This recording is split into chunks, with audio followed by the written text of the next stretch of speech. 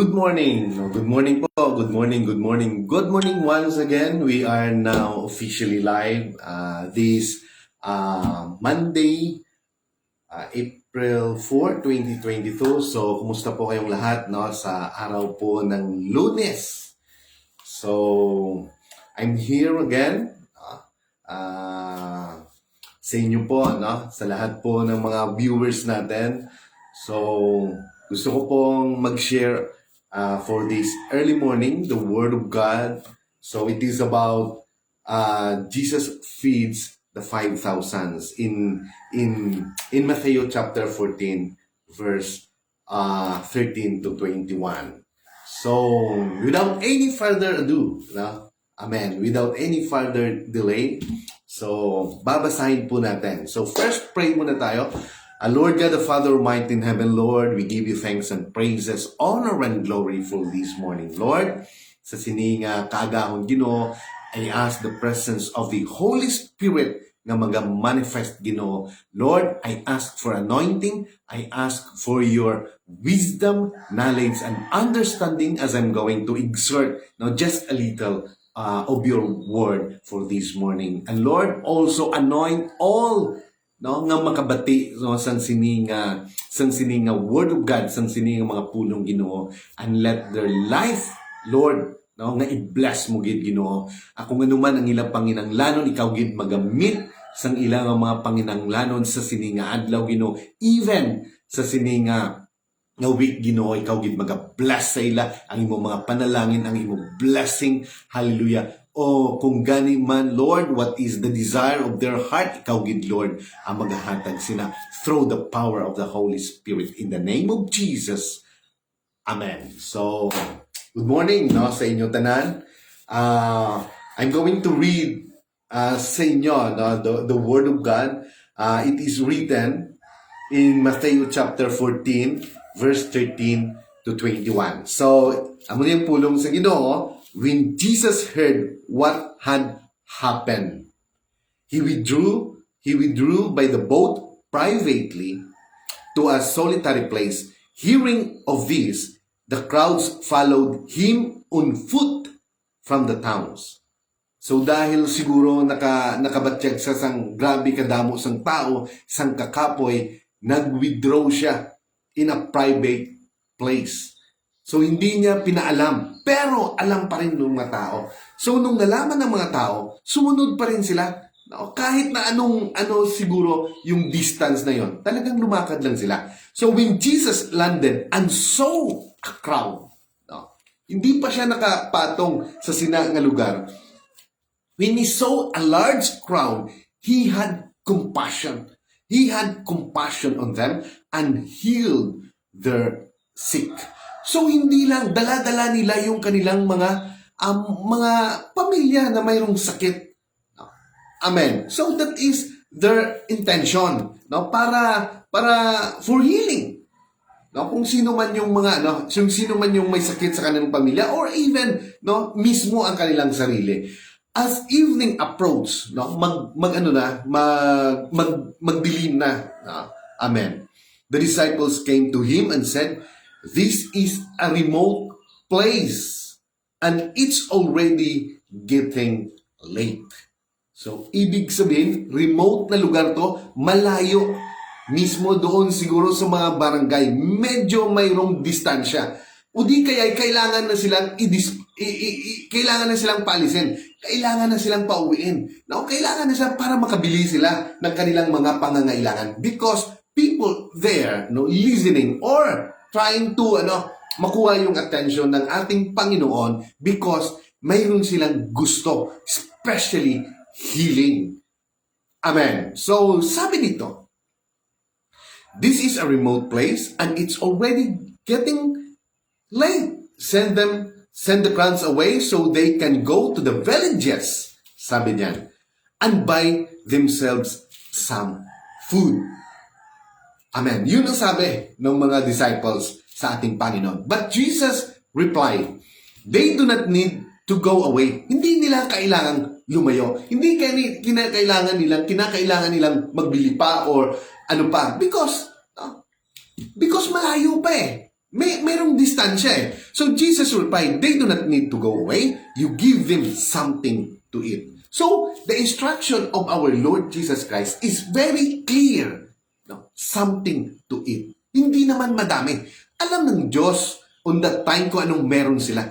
Hindi niya naman sinasabi na how many days na sumunod-sunod yung mga tao sa kanila. Hindi nila sinasabi. Ito yung mga tao na mahirap, mayroong mga pangangailangan. Kaya nga ang ilang na focus lang is our Lord Jesus Christ to be connected into His presence. Na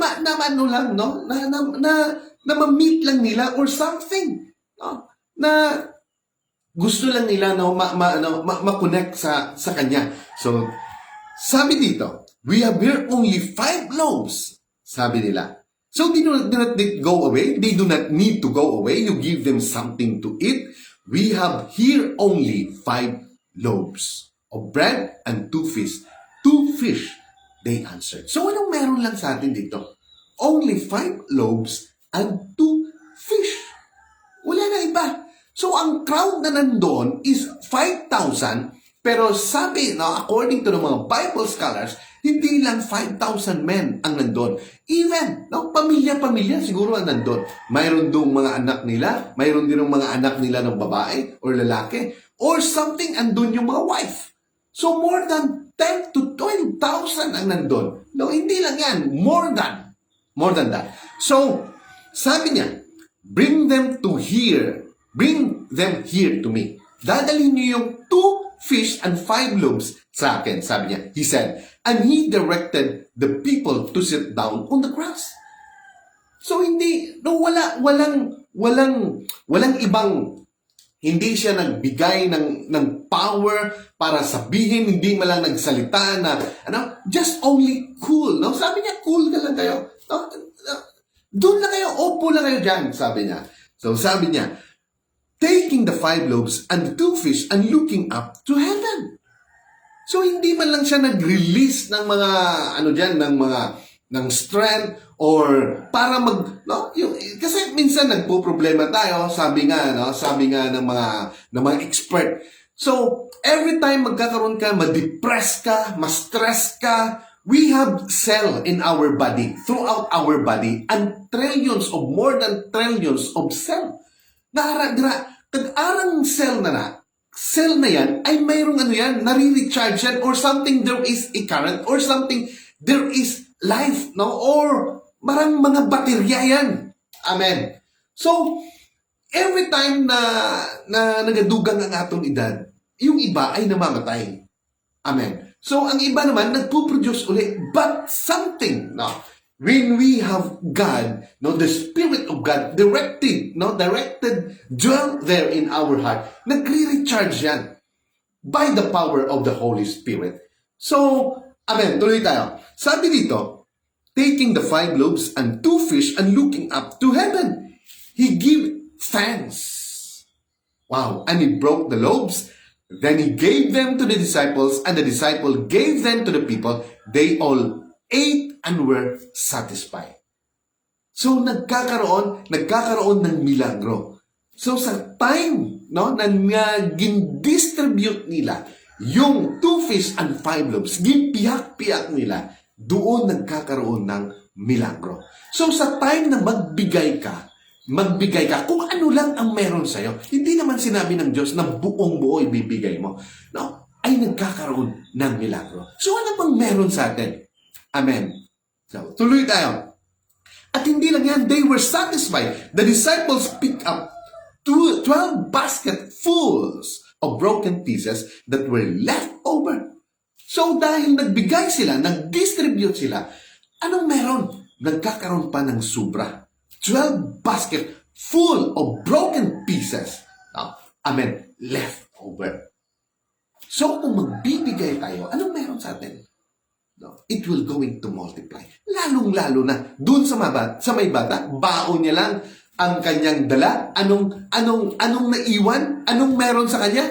12 basket full of broken pieces. So, lahat doon nakakain. Because when He give thanks, amen, nagkakaroon ng miracle. No, hindi pa nun. Nung magpapasalamat tayo sa lahat ng mga abundant, bountiful of blessing, favor, no, andyan sa atin. Amen. Anong nangyayari?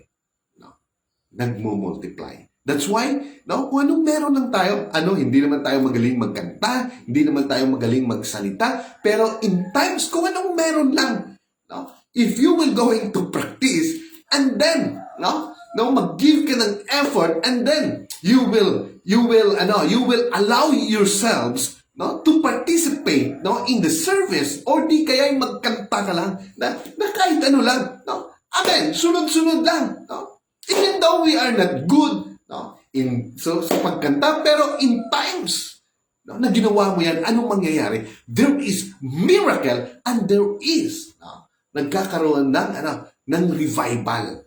Amen. At hindi lang yan. After yan, no, punong-puno ka ng punong-puno ka, no? You are satisfied, no, talaga sa sarili mo, no, after the service, di ba? Ganun lang yun eh. So the number of those who are ate was about 5,000 men, beside women and children. So sabi dito, 5,000 men. Hindi pa kasali doon yung mga babae at saka yung mga bata. So more than 5,000 ang nandoon. So, we thank God for the miracle. So, anong magagawa ng Diyos sa ating buhay? Milagro. Amen. So, Jesus feed the 5,000. So, madali lang to. So, what can we learn from Jesus feeding the 5,000? Ano ba ang makukuha natin dito? Ano ba ang ma-learn natin dito? So, a lesson that we can learn from the feeding of the 5,000 is that Jesus is big enough.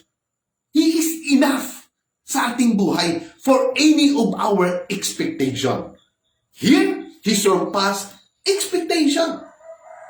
Amen. So, He is ultimate. This means that Jesus provides every need and exceeds. So, lahat ng bagay sa buhay natin, in our family, lahat yan pinuprovide ng Diyos at hindi lang.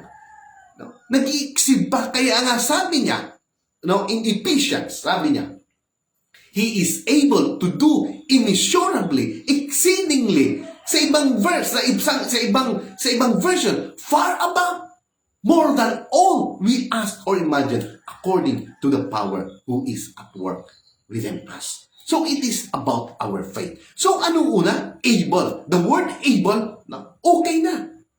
Able. No, exceedingly, more, immeasurably, sobra-sobra pa, far above. Wow! So, yun ang magagawa ng Diyos. So, Jesus alone, no, is big enough sa ating buhay sa araw-araw.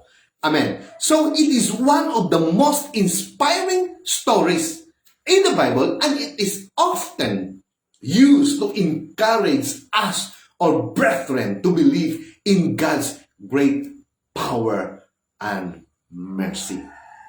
Amen. So, there is 4 lessons from Jesus feeding the 5,000. Amen. So, unang lesson doon is Jesus, no? His compassion. Jesus' compassion. So, anong compassion? Every time, no, matouch yung niya, yung heart niya, yung mayroon siyang compassion. So, every time makikita niya yung mga tao, anong gusto niya? To heal you. To heal us. No, hindi lang physical healing. He wanted to heal your inner being. He wanted to heal, no, your past. If you are a broken-hearted or something na bully ka or something you cannot move on, you wanted, no, yun talaga, healing. Not only on the physical body, but even to the inner core of your being. So there is compassion.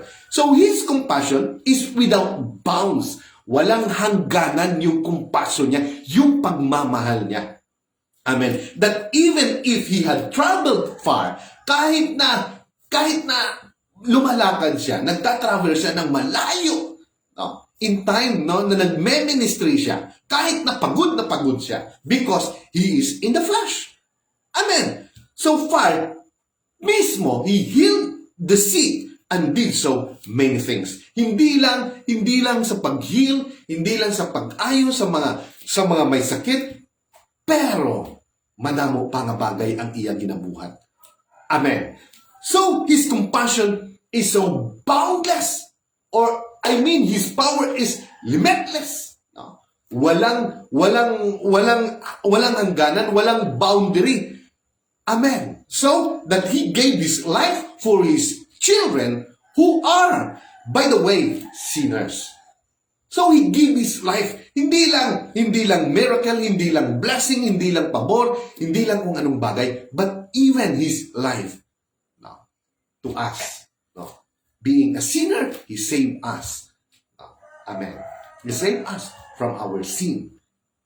Amen. So, tuloy tayo. And then number 2, lesson na makuha natin. Jesus uses other people to bless others. So, hindi lang disciples ang kanyang, He used the disciples, but also other people in this story. But even in our life, hindi lang naman yung mga inatasan dun sa pulpito. No, even the people there, even as a member, Jesus wanted us. No, He wanted to use us. No, para madasig man ng iban. Amen. Para to bless other people as well as to advance His kingdom. So Jesus decided to use the boy for His miracle. Amen. And turn the 5 loaves of bread and 2 fish into something. No, it is just a simple treasure na mayroon ang bata. No? But Jesus wanted that 5 loaves of bread and 2 fish into something. The crowd would be enriched and fed. Amen. Kaya in John chapter 6 verse 9, here is a boy with 5 small barley loaves and 2 small fish. But how far? Sabi dito in John 6:9, but how far will they go among so many? Pero anong magagawa ng baon na to? Ng baon ng batang ito? Sa 5,000 men pa lang.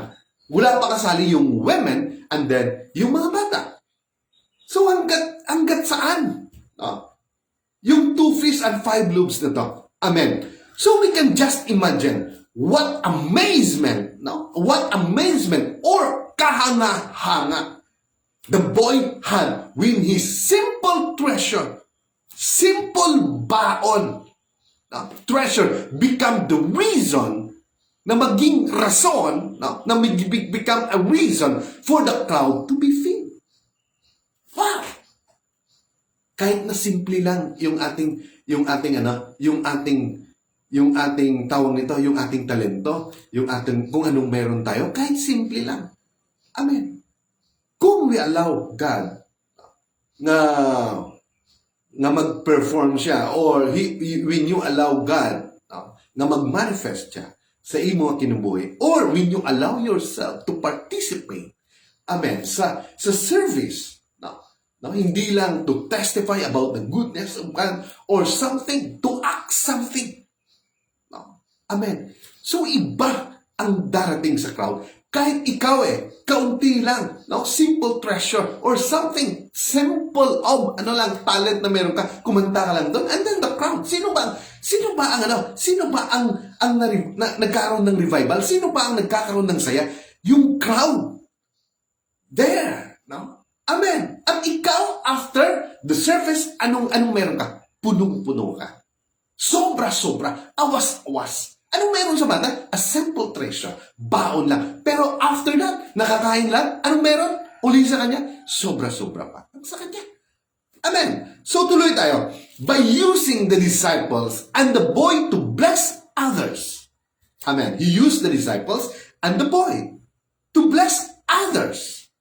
We are reminded that God uses us, uses you and me to bless others as well.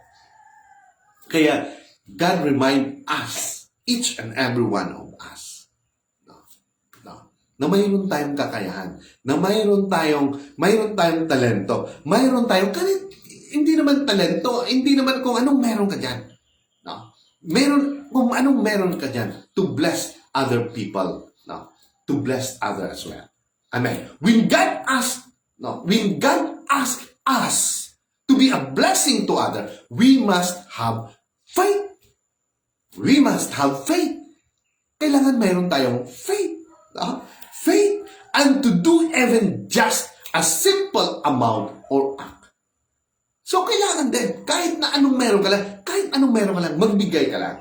Amen. Dahil yung maliit na amount na yon or act na yon can have a huge impact. Mayroong malaking impact on so many lives. Kaya nga totoo naman eh. Hindi naman natin iisipin kung anong meron diyan sa mga sa ating gobyerno. Just like for example, yung Red Cross. No? A simple act lang yan eh, na magbigay ka ng blood, ng dugo mo. Pero malaki ang impact nun, lalo na sa mga nangangailangan. So yun ang sayo. Pero no, I don't care. No? Basta yun lang. I don't care about the Red Cross. Pero kung magbibigay ka sa kanila, no? Kung magbibigay ka, mayroong impact yan, malaki. If you use your talent, even a simple talent or skill no, na meron ka to participate in the service, anong mangyayari? There is a huge impact sa lahat. Amen. Amen. So, wala namang taong walang skill. Wala namang taong walang abilidad. Wala namang tao na anong meron. Basta, no, if you're willing, and then you have to practice, makukuha mo rin by the grace of God. Amen. By the help of God. So, anong sabi doon? A simple amount or act can have a huge impact on so many lives. So, Jesus is big enough, number 3. Jesus is big enough for any expectation. Malaki ang Diyos. Kung ina-expectaran mo lang, sabi niya nga, God is able to do exceedingly more abundantly, far above, more than all you think or imagine, according to the power that is at work within you. Amen. So, kung ang una-una natin, healing lang, blessing lang, ano ba, ang ibibigay ng Diyos, sobra padara sa imo nga huna-huna. Amen. Kung gihil ka niya subong, sobra padara ang mahatag niya. So, the blessing is on your way. The favor, salvation, everything, andyan sa kanya. Andyan. If you believe, if you have faith. Kaya nga sabi niya, means is big enough for any expectation. Jesus is big enough. Means Jesus provide every need and He exceeds. Kaya, kung you will going to declare that Jesus is big enough in your life, it means He provides. Hindi ka magkulang. At anong nangyari? Hindi ka magkulang, sobra pa. And He exceeds. Amen. In John chapter 1 verse 3, in John chapter 1 verse 3, sabi dito, all things came into being, into existence, through Him. Kaya nga sabi dito, and apart from Him, nothing came into being that has come into being. So apart from our Lord Jesus Christ, you can do nothing. Apart from Him, wala kang magagawa. Amen. So number 4, the last one. Nothing we face here on earth is too big for God. No, wala sa mga bagay ng mga dalagko diri sa kalibutan nga aton nga mas dako pa sa Ginoo. Nothing we face here on earth is too big for God. Amen. God is a great God. He is the Alpha and the Omega. He is the beginning and the end. He is our great physician. He is omnipotent God, almighty God, all-powerful. He is everywhere. Amen. Another lesson that we can learn from this miracle is that there is no great obstacle. Wala sa mga dalagko nga balakid. Wala sa mga dalagko nga butang. Amen. Or hadlang that we cannot face nga hindi naton matubang because we have God. Nga hindi naton kaya atubangon. Amen. Wala sa mga butang diri sa kalibutan, mga dalagko nga butang nga hindi naton kaya atubangon because mayroon tayong Diyos sa buhay natin. Amen. Kaya nga sabi niya in Matthew chapter 6 verse 25 to 27, sabi niya, "Therefore I tell you, do not be anxious. Do not be worried." Hindi ka maglibog. Hindi ka mag-worry. No, we are worried for the future. We are worried sa mga sunod nga mga inadlaw. We are worried for ourselves. We are worried sa sining nga adlaw. We are worried, no, especially to the future of our children. So wala ba we are worried? Sabi ng Diyos, therefore I tell you, He is telling us, He is telling you, do not be anxious about your life. About your life. What you will eat, ano ang kakainin mo sa araw-araw, or what you will drink, kung ano ang iinumin mo. Nor about your body. O dahil sa katawan mo. Ano ba pinoproblema mo dyan? What you will put on. Ano ba ang gagawin mo dyan? Ano ang idadamit mo? Sabi niya, is not life? Hindi bala ang kinabuhi more than food? Masusubra pa sa sina ng mga butang, mas valuable pa sa sina ng mga butang, mas may value pa sa sina ng mga butang, and the body more than clothing? Hindi bala mas bililhon pa, no? Ang lawas. Ang kinabuhi. No? Look at the birds of the air. Sabi niya, tanawa ang mga langgam, tanawa ang mga ibon, tanawa ang mga pispis sa kalawakan. Look at the birds, no, of the air. They neither sow nor reap, nor gather into barns, and yet your heavenly Father feeds them. So hindi man lang gani sila nag-hoard sa pagkaon, hindi naman gani sila nagatipon, hindi man lang gani sila nagtanong. But yet your heavenly Father feeds them. Hindi sila ginapabayan sang aton tatay na sang aton Ginoo. Ginapakaon sila sang Ginoo.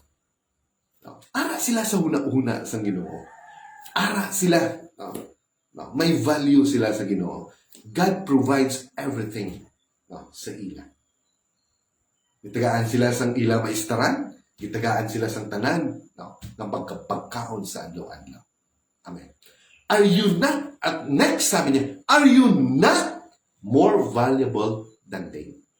Hindi bala nga mas by value ka, hindi bala nga mas bililhon ka sa mga pispis nga ina. Hindi bala that you are more valuable than they? That you are more valued than they? Di bala nga mas ano ka? Mas may value ka kaysa sa mga subay nga ina, no? Sa mga pispis nga ina, o kung ano man yung bagay nga aradra. Amen? Because God created us. He formed us with His hands. Amen. So God is always a connection to us. Kaya nga in the Bible, if you believe in Genesis chapter 1, verse 1, in the beginning, God created the heaven and the earth. So ano pa?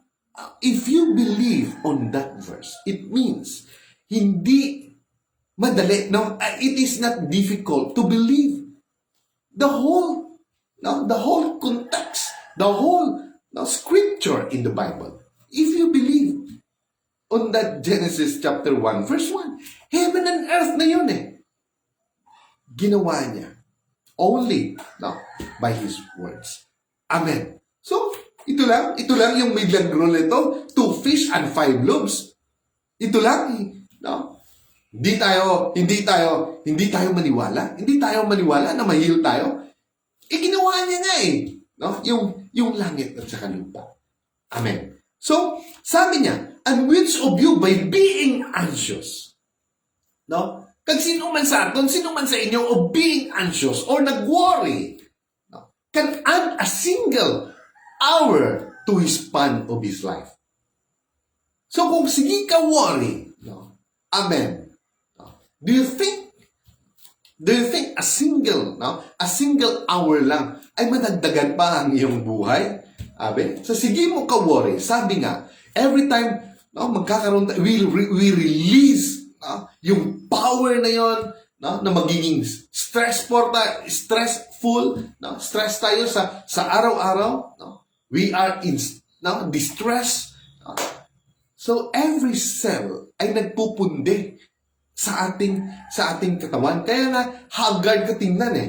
Pero if God will enlighten you with His glory, anong meron sa'yo? Your face become radiant. Nagasanag ka because of the glory of God. It means there is power in you. Amen. Because the most important thing ay mabigyan yung power doon sa loob. Hindi power na magkaroon ka ng muscle dyan. Power in the inner of your being. Kaya nga, Jesus Christ, our God, is positive. And we are negative.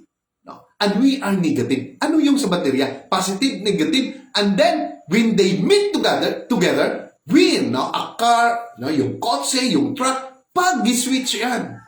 Magkakaroon ng power yan, mag-andar yan. That's why God is a positive and we are negative.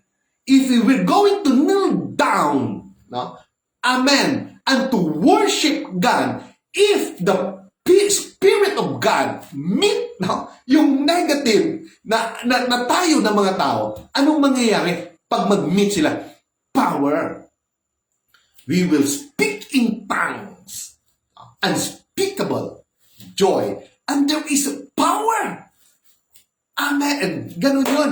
That's why if we will going to pray, mayroon tayong sakit, mayroon tayong karamdaman, ano man meron sa atin, even our mind, hindi natin maatubili o hindi natin masabi na ganun, na ma-heal tayo, but just keep on worshiping God. Keep on meditating it. Keep on, or telling about the goodness of God, about healing. I am healed, I am blessed, I am prosperous, I am successful. Every time, na dinideclare mo yan, pumapasok yan sa subconscious mind mo.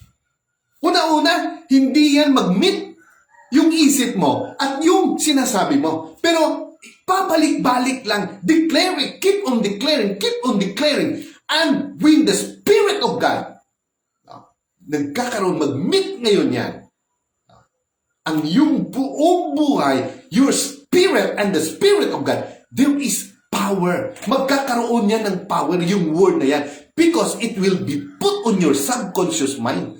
Amen. And then, nag-iiba ngayon yung kanyang pag-iisip.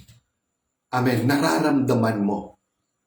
Amen. Nararamdaman mo yung healing.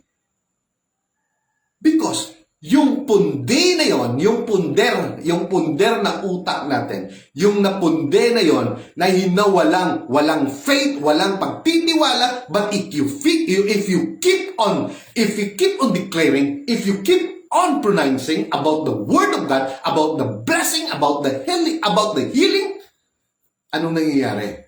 Nagkakaroon yan ng power through the Holy Spirit in the name of Jesus. That's why every morning, every day in our life, keep on declaring the goodness of God.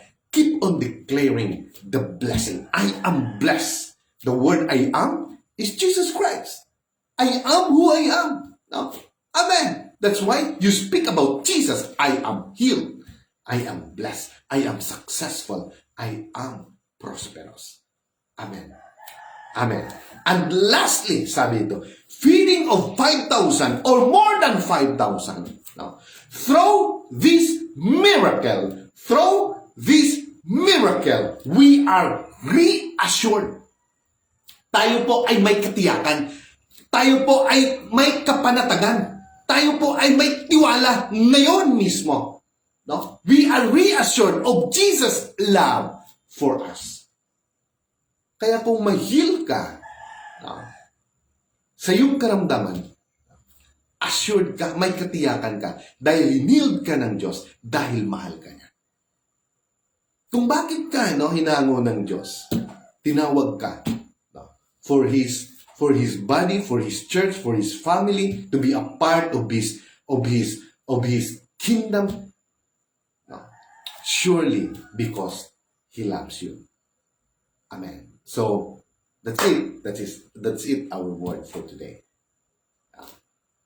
Thank you po, no? Azilandra, Azilana, Asi. Mayong buntag, praise God. So, salamat, no, sa tanan. And I know, no, na God will do something big, no, sa inyong kinabuhi. No? Amen. Especially to Zilandra, Azilana, Asi. No, amen. No, may the Lord bless you more. May the Lord keep you. Amen. And may His face shine upon you. Amen. No, let the Lord enlighten you by His glory. Amen. Every day, no, in your life. And be gracious to you. Amen. Amen. And may He lift up His countenance toward thee and bring peace into your life. It means peace, you are stable. Amen. Sa lahat ng bagay. Amen. In Jesus' name.